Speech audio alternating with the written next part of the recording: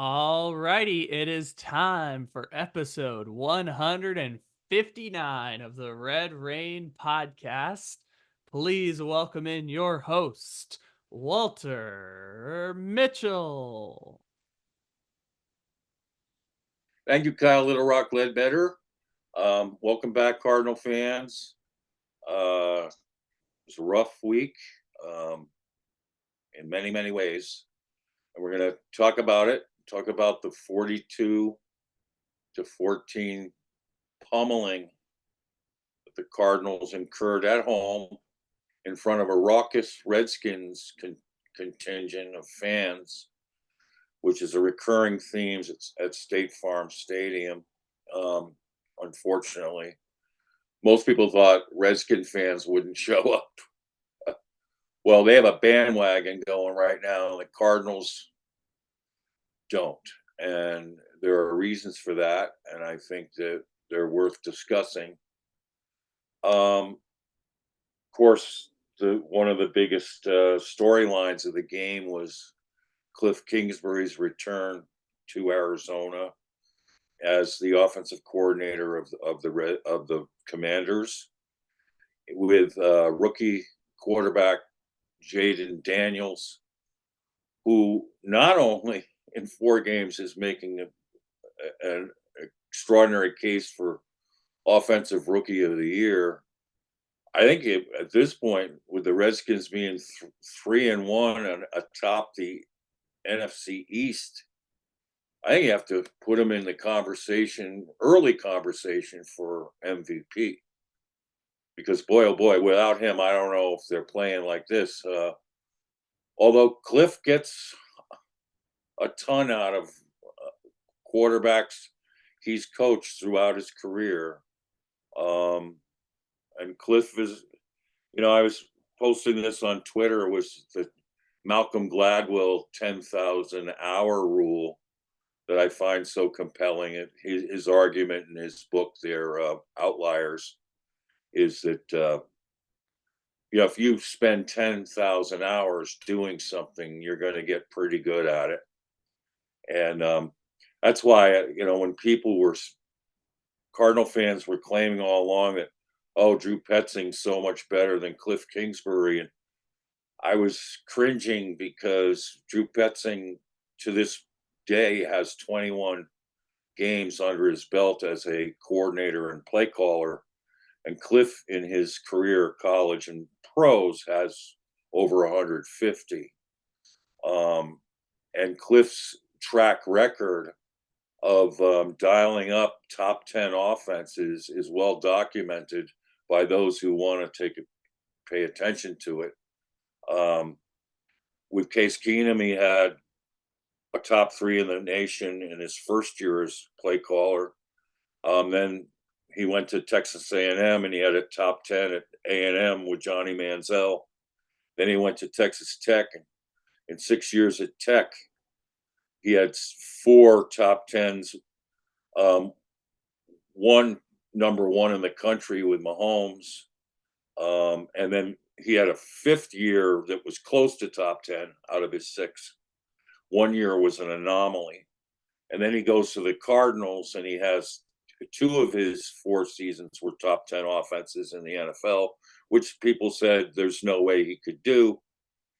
And then, of course, right now, his Commanders are 5th in the NFL in yards per game at 390.6, with a rookie quarterback and having only been there for a short while.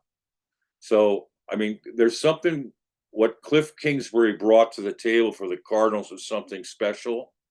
It's a special talent. And unfortunately, he winds up getting scapegoated. And Kyler Murray had an anomaly year for Kliff Kingsbury offense. And, the whole thing was torn down.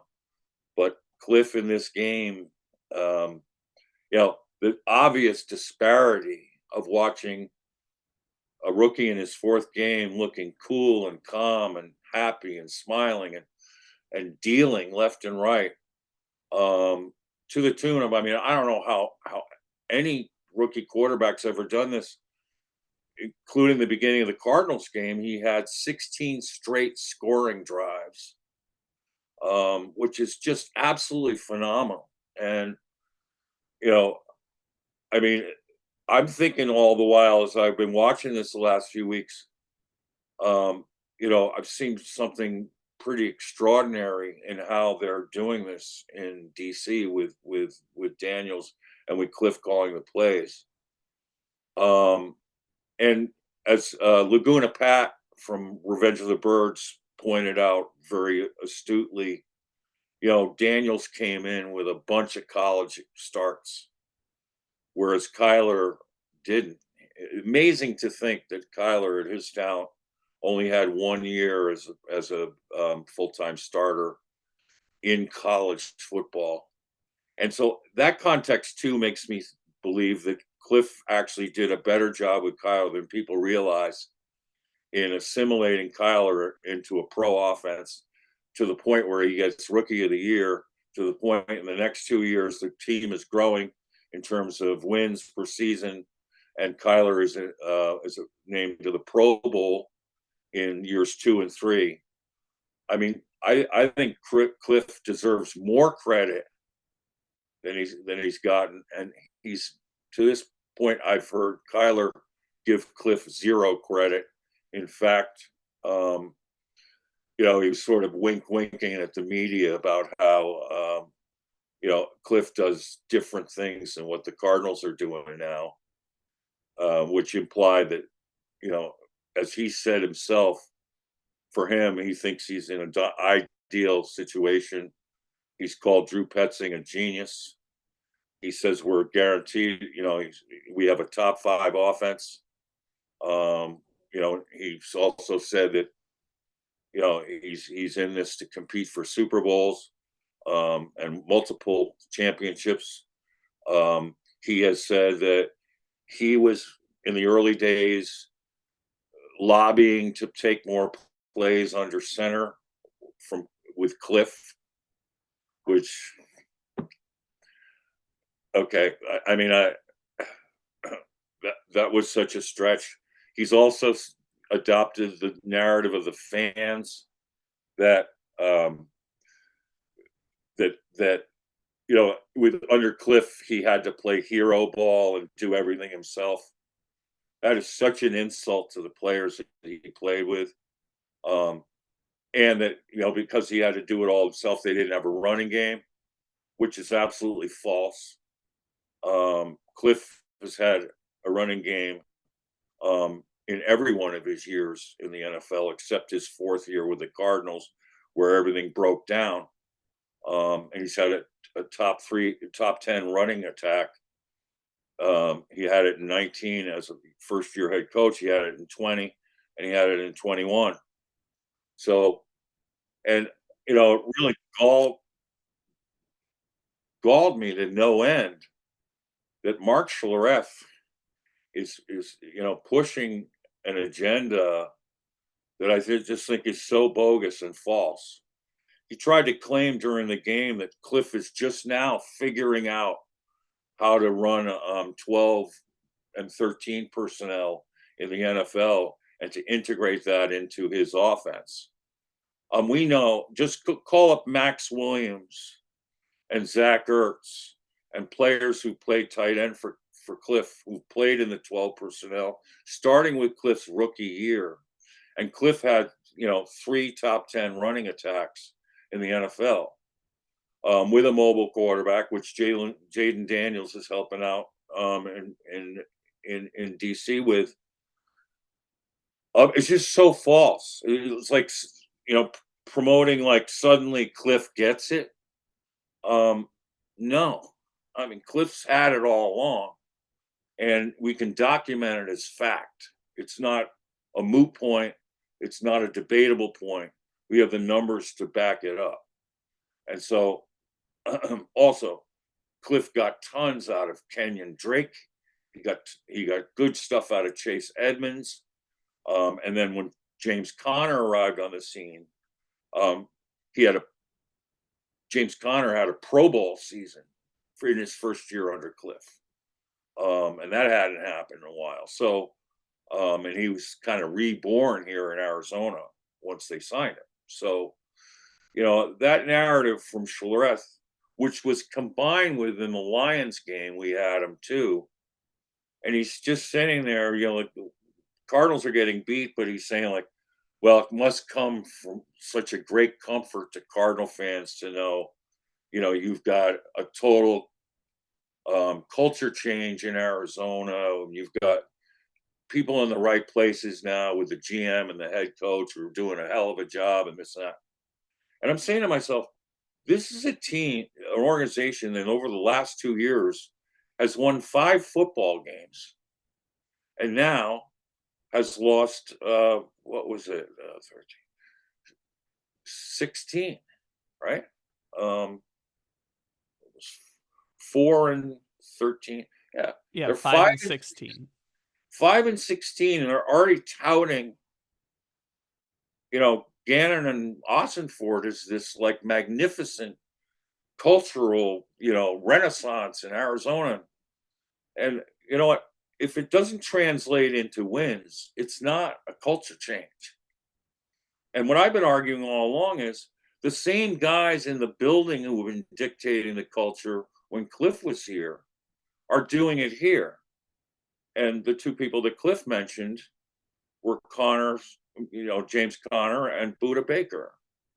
And I'd say there are some others in that mix, like Dennis Gardeck and others who have been a part of a increasingly growing culture in Arizona from the players' standpoint. And so, I mean, so on the one hand, Schlereth is trying to promote that the Cardinals have this great, unbelievable culture now under, Jonathan Gannon, but at the same time trying to pawn off that Kliff finally is getting it as an NFL coach. It's just wrong. Now, Kliff, we got to understand again, let's just put this to rest. You can criticize Kliff as a head coach, but that's moot because was he really a head coach? Was his title just titular in nature? He's never given authority to hire his own staff. The one guy he wanted left after 2 years. I think he was encouraged to leave by Steve Kahn. Is David Ray, who's now Kliff's one of top assistants in DC. Kliff rehired him and got him on board. So yeah, was Kliff an ideal head coach? Well, he really wasn't a head coach. There are players in the building who said that the de facto head coach was Vance Joseph because of his experience. And you had all these NFL assistants there. So it makes it all the more amazing to me that Kliff accomplished this while he was in Arizona. One is he's one of only 2 coaches in 124 years of Cardinals history to win 11 regular season games. Second is he's the only coach in 124 years of Cardinals history to win 8 road games in a single season. And he's one of the few coaches ever get the Cardinals to the playoffs. I mean, there was this stat on Twitter the other day that the Cardinals have had 14 playoff games, and Patrick Mahomes has had how many? In their history, 14 playoff games. I mean, for any coach to get the Cardinals to the playoffs should be highly celebrated. Yes, the Cardinals had a flop against LA. That was awful, but they got there. And part of the reason why they got there was the 2 games that Kliff won at San Francisco and Seattle with Colt McCoy while Kyler was rehabbing his ankle injury. They don't win those games. They don't go to the playoffs. And for some reason, people want to discount that extraordinary accomplishment. And both of those games were 10-plus point wins. And with McCoy playing on schedule and playing fantastic football. So this is watching Jayden Daniels play the way he did. We've seen it before. We saw it with Colt. We also saw, amazingly, Trace McSorley have a 10-point lead over the GOAT, Tom Brady, late in that season. We also saw David Blau with 2 weeks in the organization lead the team to a lead that was lost on the last second field goal by Koo, the Falcons' great kicker. I mean, he had the lead all the way down to the last 3 seconds, and with 2 weeks of practice. I mean, so we've seen before what Kliff can do with other quarterbacks. And, for Mark Schlereth to be pawning these kind of narratives, I don't know where he's getting his information, or whether he's being influenced to push these narratives. It's really frustrating for me because they're not warranted. Yet, I mean, you want them to be, but you can't say that the product on the field has been much different. In fact, I mean, here's the other thing that's galling is that you hire a defensive-minded head coach, and our defense is awful. It was last year, and it's still awful this year. I mean, we're watching this week after week of teams marching up and down the field at will with receivers wide open, getting gashed between the tackles in the running game. I mean, and this defensive-minded head coach seems to be more interested in the team's offense than he is in the. And here's the other thing that always mystified me from the beginning was Monty Ossenfort not only breaking NFL rules to hire Jonathan Gannon, which he could easily waited to do and not break the rules, but why then, after you hire Gannon, do you permit and allow Gannon to hire the youngest, most inexperienced coaching staff in the NFL? And then how do you try to justify trying to lose games in year one with a basically rookie coaching staff? What's that going to do for their image, for their confidence? Amazingly, they pulled off this try hard mystique of how what the culture's changed. And if the defense of the Cardinals this year is try hard, I mean, wow. I mean, that is like such a stretch to even considering what we watch. I mean, we saw the Lions go up and down the field that whole first half. Yes, the defense came back amazingly in that second half, but they never carry it over. I mean, I was saying, like, okay, carry it over into this Commanders game. No carryover whatsoever. I mean, the Commanders came in, boom, boom, boom, down the field, score. Next time, I mean, they scored with relative ease. They scored 42 points. They dropped 42 points in our building with their fans going nuts. I mean, since when is that trying hard? And there's so many other examples of this where they've gone whole halves of getting scored on, basically with relative ease. And it's that part of it, the like path of least resistance, that is so upsetting. So yeah, I really take exception to what Mark Schlereth is trying to sell here, because I think it's a whole lot of smoke and mirrors, and none of it, I think, is warranted to this point. And now we have the issue of the guy that they've built this whole thing around, and bent over backwards for, in Kyler Murray, still looks like, a head case as a quarterback. I hate to say it, but what have we seen the last 2 weeks, and particularly in second halves? The agita is back. The pouting on the sideline is back. When the coach wants to talk to him, he's walking right past him. It just looks all the same of the Kyler that is just finding himself feeling overwhelmed at the position and in trying to get things done and trying to feel like it's all on him. And the other thing that's bothered me about Kyler this year is that late in games when when they have a chance, he's taking sacks too easily. And it almost feels like to me like that fits his kind of, mode of wanting fans to think, oh, well, the O line sucks.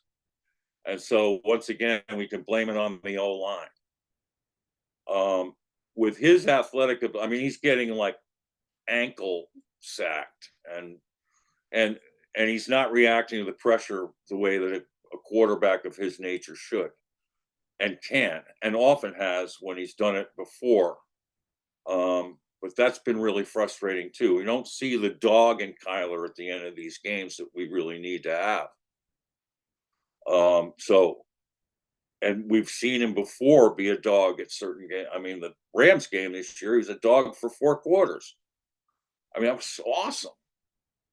But, could he be like a Jayden Daniels and lead a team to 16 consecutive scoring drives? Does he have the focus, the stamina, the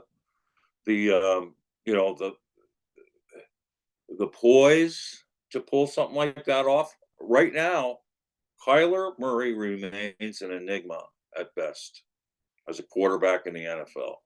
He's tantalized. He can, get it together for 1 game, 2 games, and look absolutely spectacular. And we know his skill set is really special.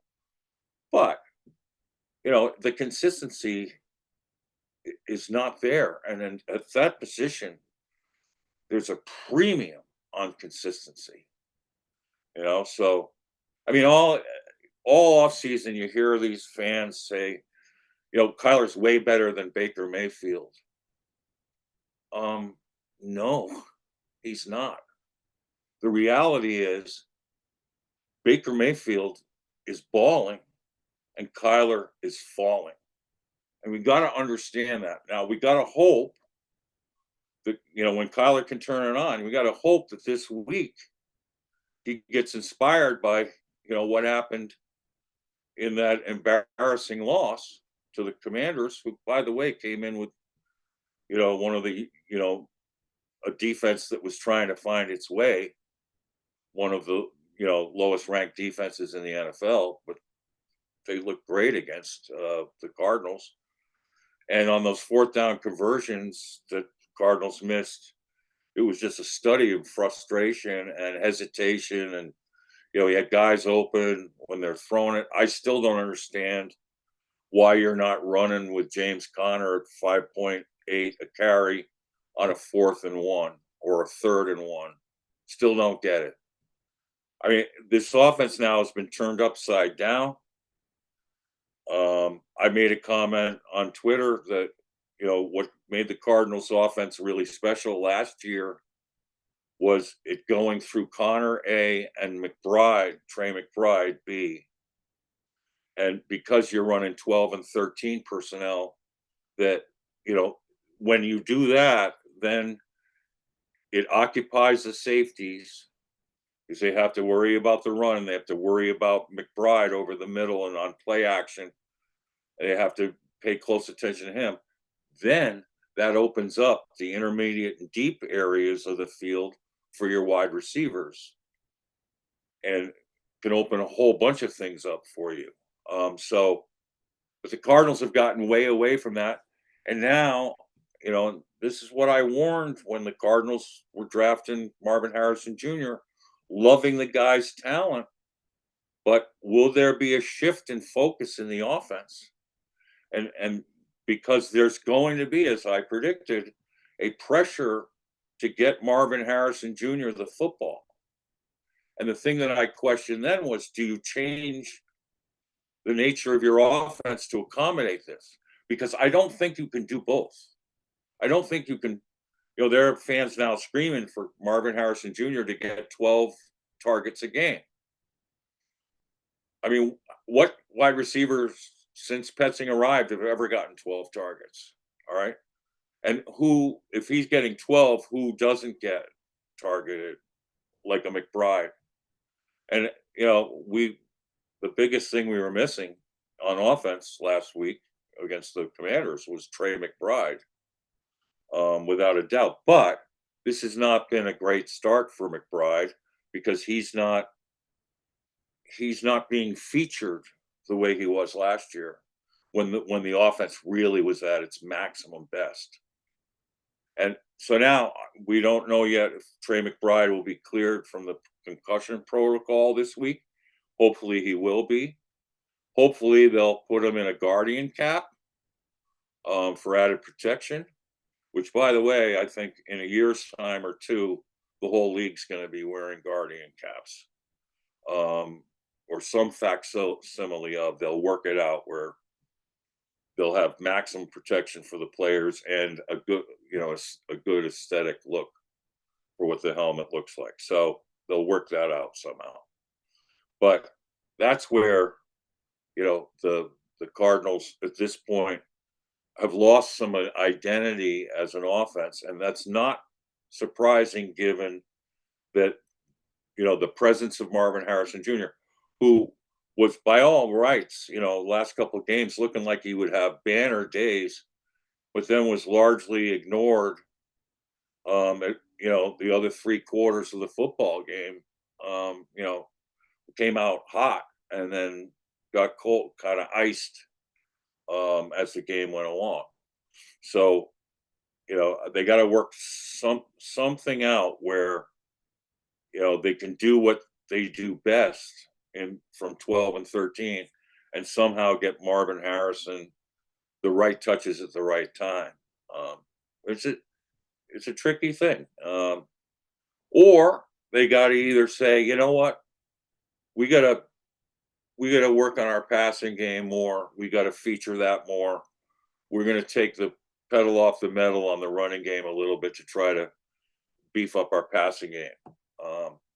But I'm not sure they're going to be able to do both and do it well, or at least as well as they did last year. So, Kyle, you saw the game. What were your impressions? So from the offensive standpoint, like we were talking about, they ended up finishing the game with a pass to run ratio of 22 passes and 32 rushes, which Yeah, was surprising even given that they were down in the second half necessarily. So there wasn't really that balance in the offense necessarily. And to what you were talking about, if you want to use the pass like the run, you can develop screen passes, you can run tight end outs, you can run slants. There are ways to be able to adjust that if that's the strategy you want to go to on offense. I'm not saying that is the right move for the Cardinals offense right now. The Cardinals offense has been respectable this year. They're ranked 13th in DVOA, I think 15th in points scored. So, it's been a respectable showing this year for the offense. I'm not saying they have to go in and right, make wholesale changes like I would right, advocate on defense. But I think going into a game against the 49ers, I think maybe you start featuring Dortch a little bit more in the screen game. You start figuring out what you want to do on second and long. So say, those second and 9, second and 10 territories, they've been inclined to run draw plays, long developing passes, and I feel like that's something they could maybe adjust on as time goes on. But this game was a little strange on offense because after, again, a first drive touchdown for the fourth right, time in a row this year, it just felt like they were holding the ball too long in the pocket. There were some confusing passes. Uh, Really strange play call on the 4th and 1 in the first half. That was right, I know Kyler got sacked on the play, and there was right. I think it was Barton had a blocking issue on the play, but just a really strange play call on 4th and 1. there were some things like that that kind of affected the offensive output in the game. I wouldn't be too worried about the 14 points or anything like that for this game. It was just weird circumstances, but just strange execution, not a lot of balance between run and pass. And like you said, then if you're only going to throw the ball 22 times, you can't have 10 targets or 12 targets to Marvin Harrison Jr. No team, even the best receivers in the league, like your Justin Jeffersons and your CeeDee Lambs, average about 40% target shares. And in this game, Marvin had, what was it, 6 targets.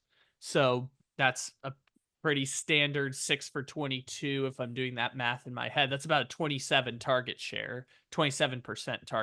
So, take it all in a whole. I'm not too worried about the offense or making wholesale changes, but I do agree with what you're talking about you don't have to always call draw plays or call design runs on second down. You can use the pass like the run if it wants to create more balance, because the ideal is, regardless how many plays you run, you want to get to about 28 run, 27 pass, or 29 pass, 28 run. You want to have that balance by the end of the game, however you get there. And in a game where the Cardinals were chasing from behind most of the second half, they just didn't pass the ball. And maybe part of that's McBride not being there. He's, a short field target guy, but there wasn't enough balance in the run and the pass in this game specifically. So I like the point that you brought up about that. I don't think they need to make wholesale offensive changes, but there are things that they can tinker in the in between. I think Marvin's target share should be at about 25-30%. That's,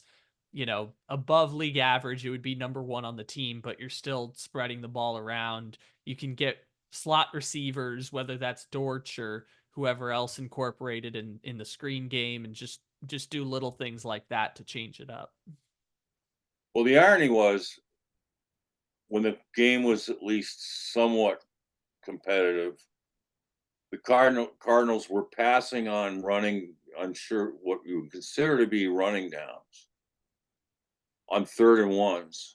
Mm-hmm. Like that touchdown pass to Marvin Harrison Jr. was a thing of beauty, but it was also on 4th and goal from the 1.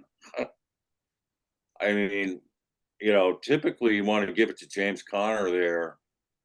I was really worried when they went into a pass, like, oh my gosh, this, risky.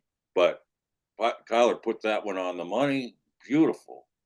And Marvin Harrison Jr., beautiful catch. Drag the feet. Can't argue with it. When it works, can't argue with it. And that was a work of art. But, then in later situations, they had all these, short yardage situations, and on the majority of them, they threw the ball.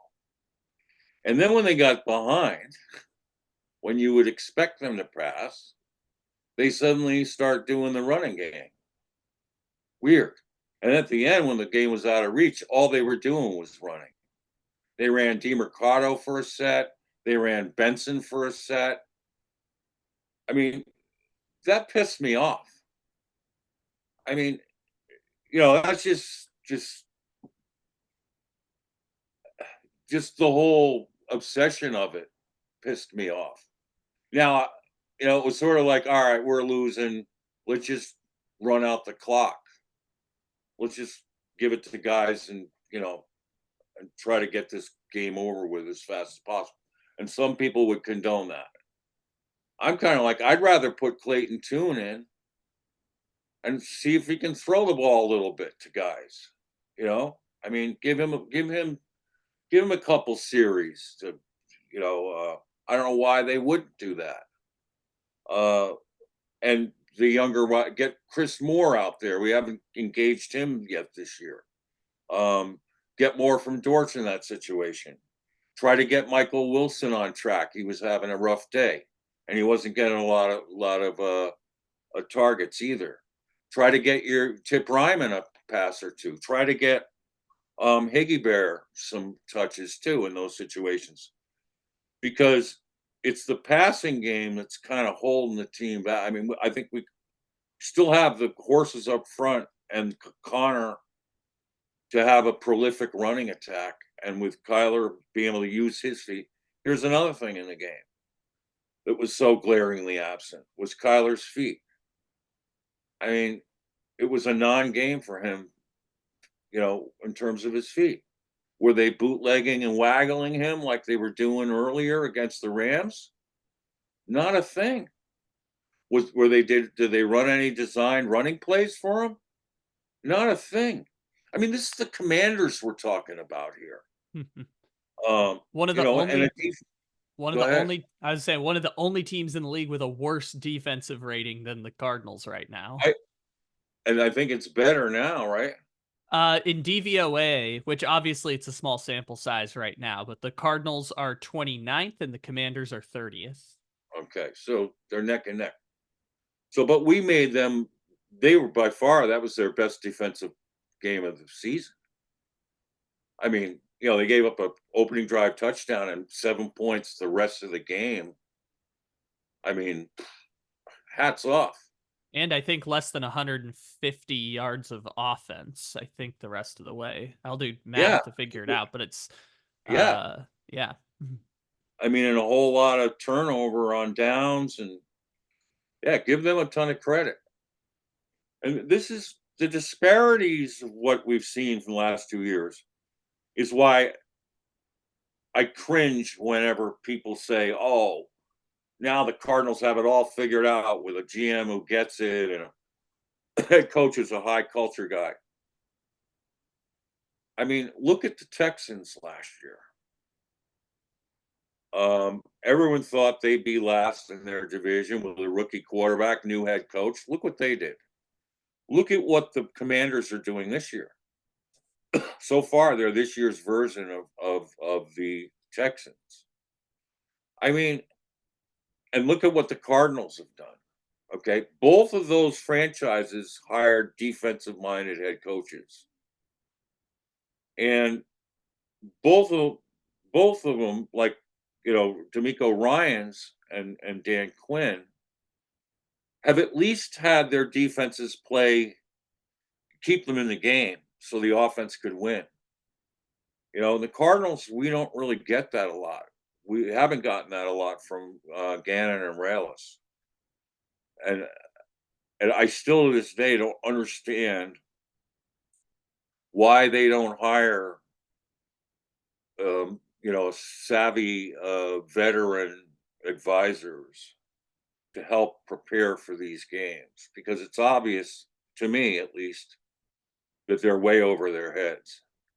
And as the youngest coaching staff in the NFL, it makes no sense to me to put them in a situation where you're doing a rebuild supposedly, and I mean, and you're losing games like this.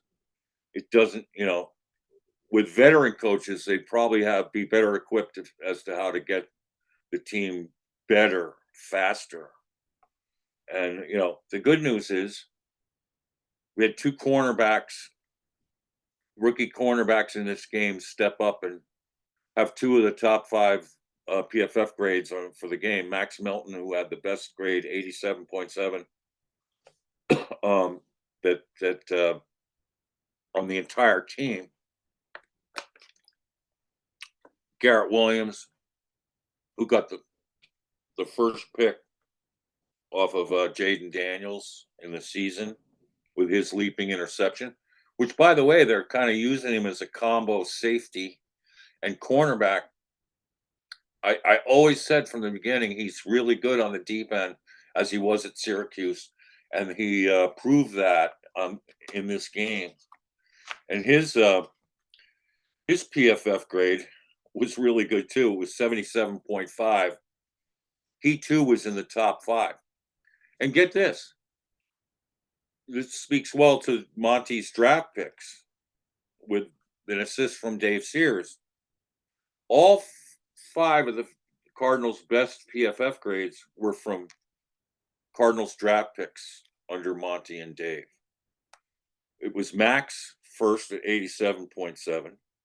Paris Johnson Jr., who's made a seamless transition back to left tackle, and he's a really great storyline here. 83.9 was second. Tip Ryman, 79.3, had his best game as a pro in his fourth week.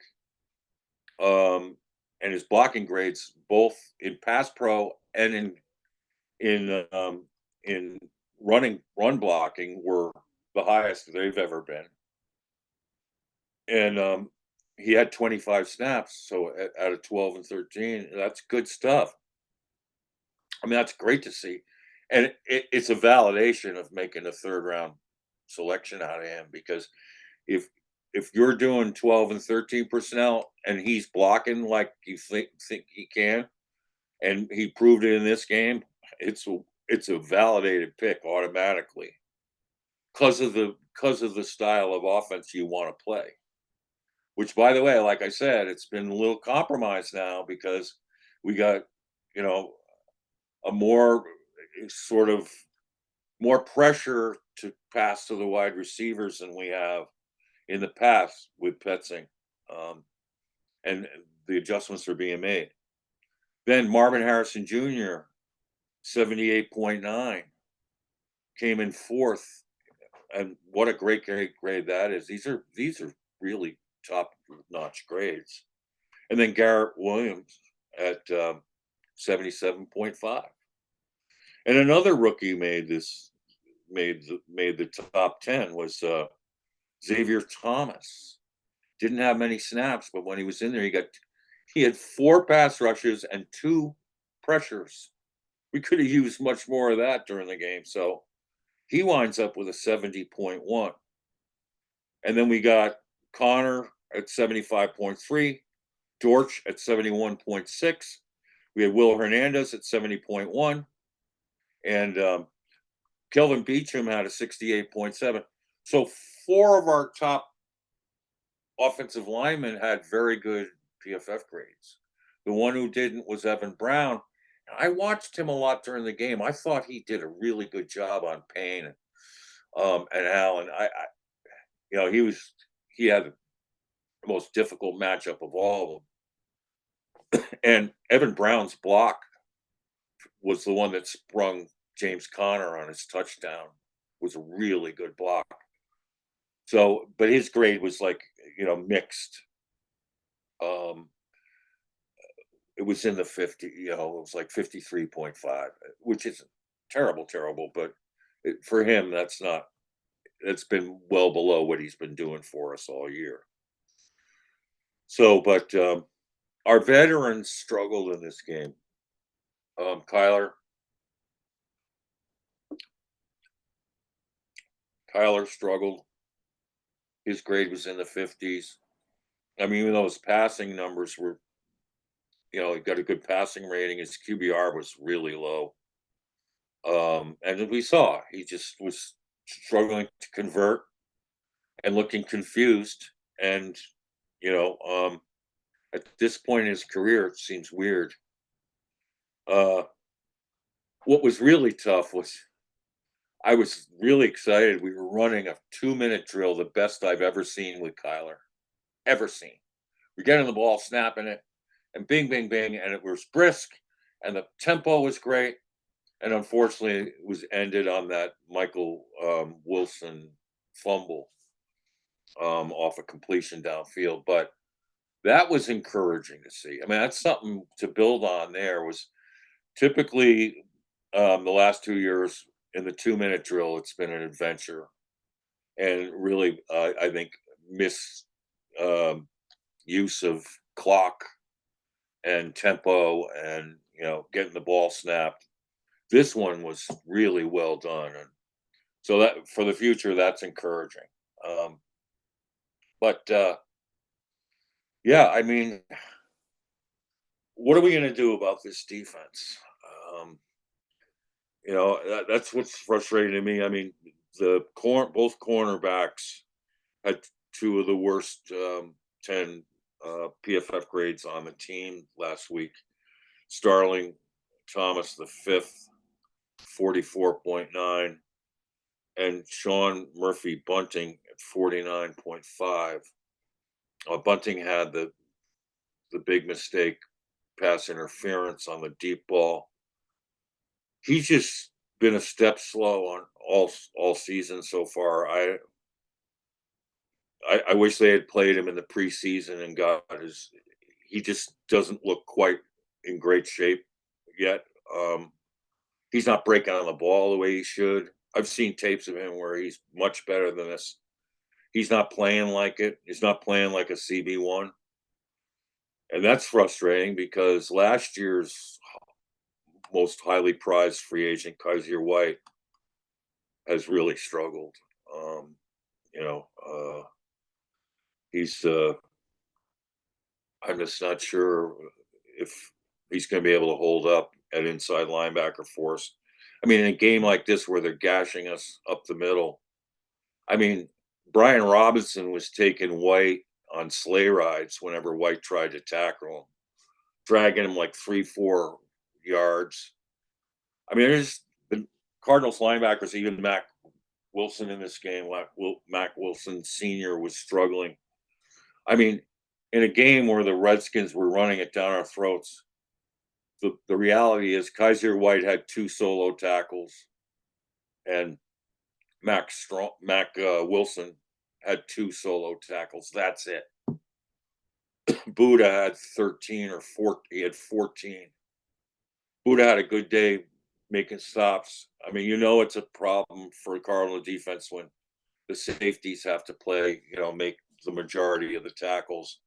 Buddha was being active again. It wasn't like the Lions game where he was getting, or the Rams game where he was getting into the backfield, but he was making the open field tackles. The problem for Buddha was they went 5 for 5 against him in coverage. And he had like a coverage grade of like, was over 100 against him. And that's been the bugaboo for him in recent games, is being more productive in pass coverage. So, and Jalen Thompson is struggling. So I don't know what's up with him. I mean, that was a Patrick Peterson type of tackle effort he made on that sideline touchdown to who was it? Who was it scored that touchdown up the left sideline? I forget, but I mean, he was motoring. Oh, it was the backup running back. I think. What was his name? He played really well. All their guys played really well. McNichols, is that who you're thinking of? Yes, Yeah. I believe so. Yeah, Jeremy McNichols. Is it Jeremy? Yes. So very frustrating. We expect so much more from Jalen Thompson. I mean, I'd be really fascinated to see a secondary of starting Max Melton on one end, Garrett Wilson on the other, with Buddha at strong and the Rabbit at safety at free. And I would love to see that right now. That could make a big difference, I believe. And I'd love That to see them get Catrell Clark back in there that playing was the my slot. question, is do you have any sort of insight about why Catrell Clark has essentially gone to the bench at this point, given that they're still struggling in the secondary? But I get that Catrell wasn't killing it early on in the season, but I haven't really seen him at all really in the last couple Actually, games. he was killing it. The highest PFF grade on defense for a week, but they playing. In fact, he punched out a key fumble in the Rams game, and then they don't play him. It's just mystifying to me because Catrell Clark has got the want to. He's a baller, and he will scrap and claw for everything he gets.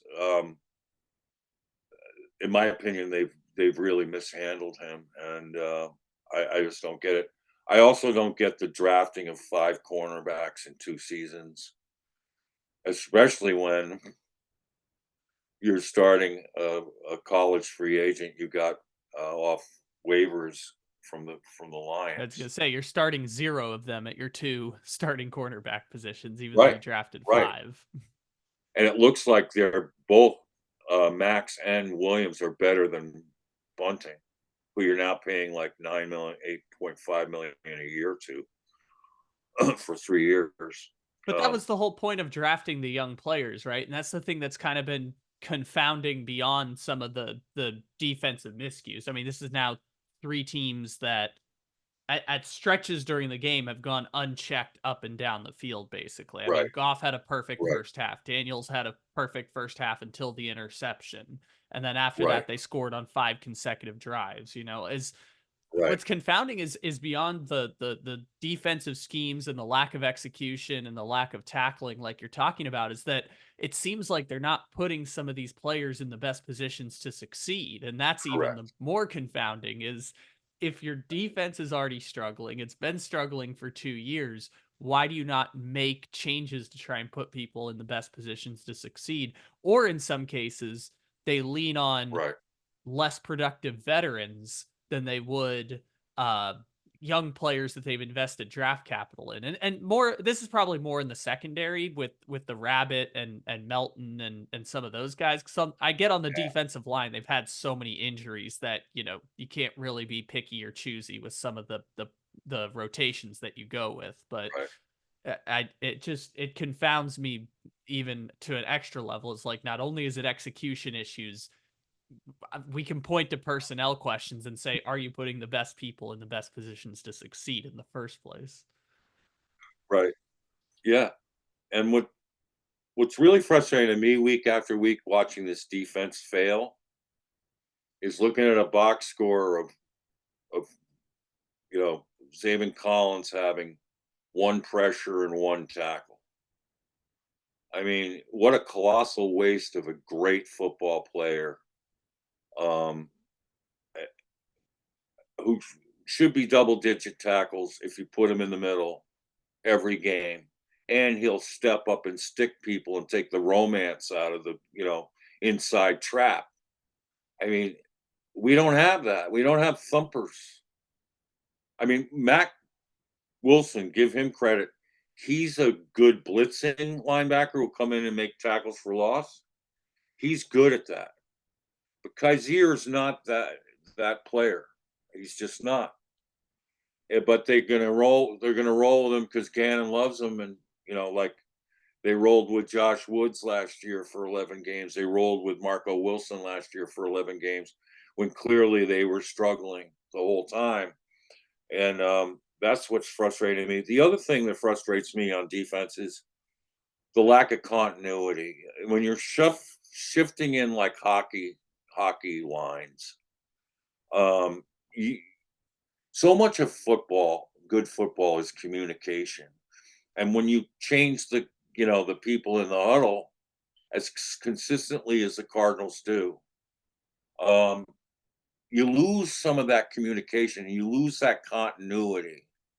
And that's why I think at times they're mixed up in what they're trying to do because the communication's not good enough.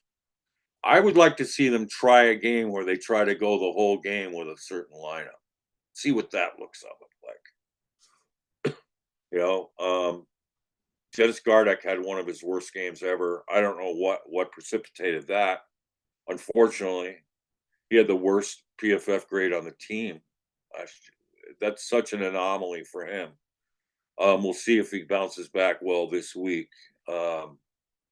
But we obviously need him, and it was good to see on 4 rushes Xavier Thomas getting 2 pressure. So we're going to need that from him. Maybe we get Darius Robinson back sooner than later. That would be exciting. Roy Lopez was struggling in this game, 50.9. Um, Bilal Nichols had one of his better games. He stepped up a little bit, which is good. We're going to need that from him. He's starting to round into shape. And Dante Stills, I still am really high on him, and we need more from him. But you know, instead of shifting guys in left and right, the other thing that drives me nuts is it seems to me like every other time a guy makes in the front 7 makes a great play, they're taking him right off the field. I don't. I mean, doesn't a great play beget another great play? I mean, which part of that wants you to take the guy off the field? And I just don't think this is a formula for a good defense. I mean, I'll tell you this: under Gannon, you didn't see Hassan Reddick come running off the field virtually ever, and it's a good thing because he turned in a career year. I mean, so don't tell me they haven't done that in the past, because Reddick had close to 1,000 snaps 3 years ago, 2 years ago, excuse me, when they made it to the Super Bowl, and he was, one of the leaders in the league in sacks. So find out who your top 11 is and run with them, and have your nickel set and run with them. So, but I'd like to see them do that because of the communication factor and the continuity. But yeah, it's frustrating. I just can't imagine how they could come into this game and come out with, you know, that kind of performance at home against a surging Commanders team that you were favored to beat. And you just, and here's the difference for me is the eye test is that, was how easy the Commanders made everything look and how hard the Cardinals made everything look. I mean, the Commanders looked in complete command and control of that game. The Cardinals looked like they were in disarray and confusion and sort of a state of angst. So, yeah, 49ers, Kyle, is there like an inkling of a chance Cardinals show up in Santa Clara and surprise people? I mean, there's a chance because this isn't the juggernaut Niner teams of past years. They're not going to have to worry about Christian McCaffrey gashing them for 4 touchdowns a game like what happened last year. But Yeah, the Niners are decimated with injuries at this point. There's a possibility that Fred Warner, who's been played every game of his career except for one, he might be out right. this week. Yeah, Bosa's been injured. Kittle's been on the injury report. right. A whole host of players are already out. So I guess that's the silver lining, is that this isn't the juggernaut Right. 49ers teams of past years. But Right. even despite that, they're still a top 10 ranked offense. They're still a top 10 ranked defense. You were talking about Gardeck having a bounce back week coming back from his worst performance, and now he's going to be pass rushing against Trent Williams. So good luck to you, Gardeck. Good Good luck luck. on that Right. one. Put him uh, over on the other side. but Fix then it up. Zaven is going to be 1 tackle and no pressures on the game, which is whatever. You pick your poison with Yeah. Trent Williams, but Right. No, you got to blitz inside Trent Williams. That's what you got to do. And a creative blitz package could do wonders. I'll tell you what, um,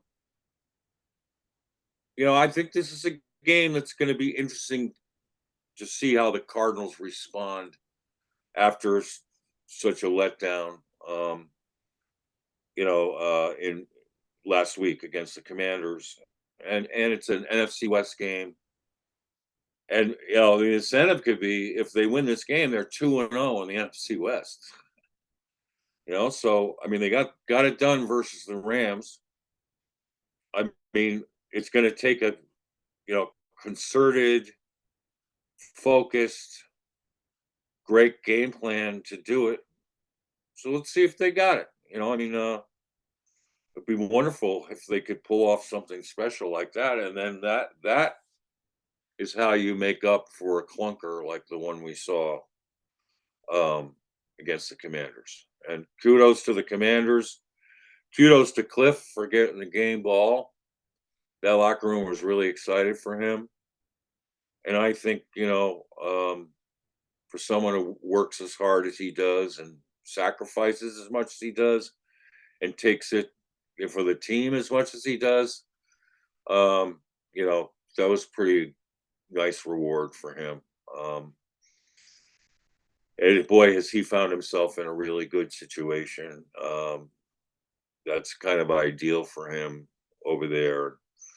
Dan Quinn took notice because Dan Quinn's defense got torn up pretty well twice, going 0-2 against the Cardinals, with Kyler quarterback and Kliff calling the plays. So I said this at the time when Dan Quinn hired him. I know why, because he took note of like how well Kliff calls games and how well Kyler was playing against the Cowboys, as extra motivated as he was. So that's what the Cardinals need this week, is for Kyler to be extra motivated to come into San Francisco or Palo Alto and make a statement and say, I'm back, and the team's back.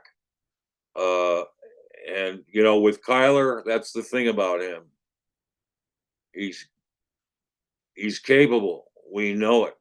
I mean, he's won in Palo Alto once before.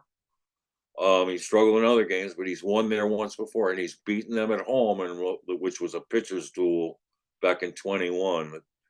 Isaiah Simmons helped the Cardinals win on a goal line stop against Trey Lance. That was still one of the best tackles I've ever seen as a Cardinals fan. With the assists from Tanner Vallejo, by the way. We'll drop that name in there. I always liked him too. He was a to the ball, down the hill tackler at a diminutive size, albeit, but he was a great goal line inside linebacker. He shoot the gap and meet in the hole. So, which we need more of in this team right now. But Jonathan Gannon said the team's pissed off. Well, let's see how pissed off they are. They're coming to your neck of the woods, Kyle. You and your brother have seats up there.